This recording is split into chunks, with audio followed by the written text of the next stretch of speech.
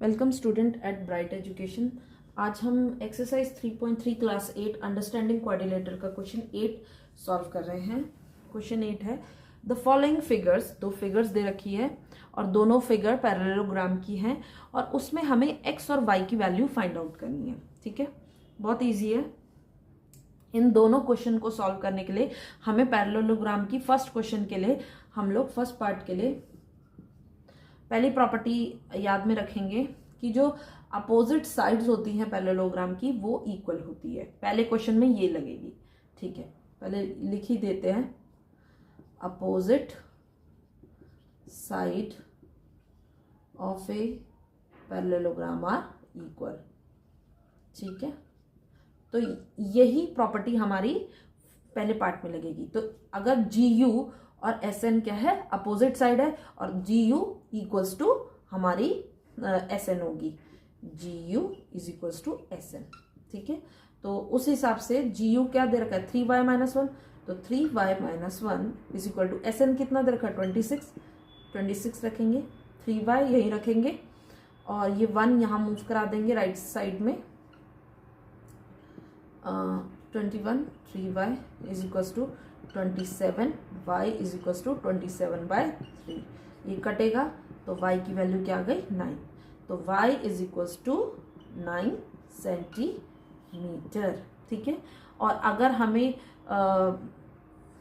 x और y की value ही निकालनी थी तो y की वैल्यू निकल गई हमारे G U equals to S N करने से। अब हमारी दूसरी साइड क्या है जी एस और यू एम है ना। तो जी एस अगर यू एन के इक्वल रखते हैं, जी एस की वैल्यू क्या है 3x और यू एन की वैल्यू क्या है 18, तो इसमें से हम निकालेंगे x यही रखेंगे 18/3 विच इज इक्वल टू 6, तो 6 सेंटीमीटर। ठीक है, तो हमारे को पता चल गया x is equals to 6 centimetre और y is equals to 9 centimetre. ठीक है,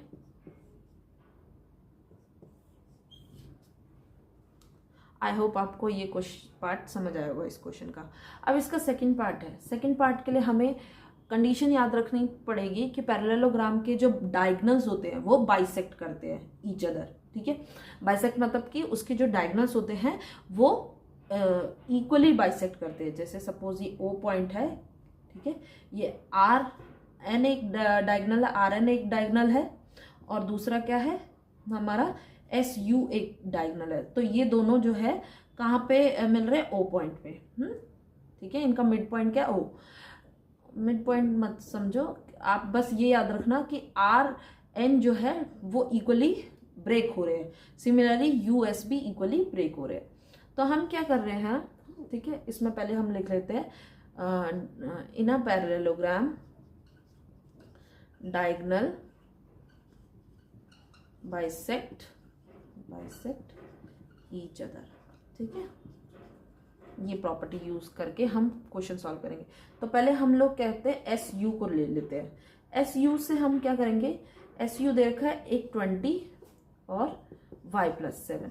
अब हमने ये इसको 20 और इक्वल y + 7 क्यों रखा है। अब हमने देखा होगा जैसे अगर ये एस यू है और एस यू के बीच में ओ लगा दिया तो ये ओ ने एस यू को दो इक्वल पार्ट में तोड़ा, तो इसलिए इन दोनों के बीच में हमने इक्वल टू का साइन लगा दिया। अब हमारा y की वैल्यू निकालना बहुत इजी है 20। अब ये 7 जो है प्लस का 7 है, यहाँ के माइनस हो जाएगा y, तो y की वैल्यू क्या आ गई 13। ठीक है, अब y की वैल्यू 13। अब हम लोग ले लेते हैं आर एन की मदद से x की वैल्यू निकाल लेते हैं। ठीक है, इसको फर्स्ट नाम दे देते हैं। ठीक है, फर्स्ट इक्वेशन फर्स्ट।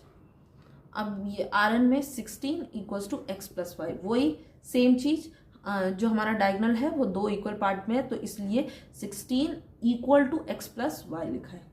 तो और y की वैल्यू हमें एस यू जब हमने निकाली है तो y की वैल्यू पता चल गई, वही y की वैल्यू इधर प्लेस कर देंगे हम 16 इक्वल्स टू x + 13।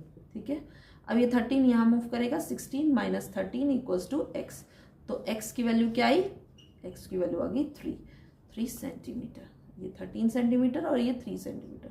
तो हमें इस क्वेश्चन में x और y की वैल्यू ही निकालनी थी, तो सेकंड पार्ट में भी y की वैल्यू 13 और x की वैल्यू 3 सेंटीमीटर। आई होप आपको ये क्वेश्चन भी अच्छे से क्लियर हो गया होगा। फर्दर क्वेश्चन के लिए आप हमारे चैनल पे विजिट कर सकते हैं और हमारे चैनल को सब्सक्राइब और शेयर और लाइक भी कर सकते हैं। और आपको वीडियो अच्छी लगी तो प्लीज़ अपने फ्रेंड्स को ज़रूर बताइएगा, ताकि उनको भी हेल्प मिल सके और वो भी इन वीडियोस से कुछ सीख सके। Thanks for